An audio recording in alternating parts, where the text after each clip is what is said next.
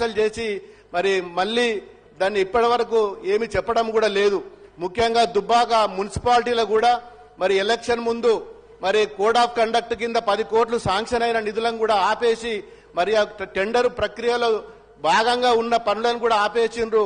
త్వరితగతిలో వాటిని కూడా శాంక్షన్ చేసి మాకు రింగ్ రోడ్డు సంబంధించింది కానీ 4 లైన్ సంబంధించింది కానీ మరి మన డ్రైనేజ్ సంబంధించింది పూర్తి స్థాయిలో మేము వాటికి శాంక్షన్ కోసం గౌరవ కలెక్టర్ కూడా ఇవ్వడం జరిగింది.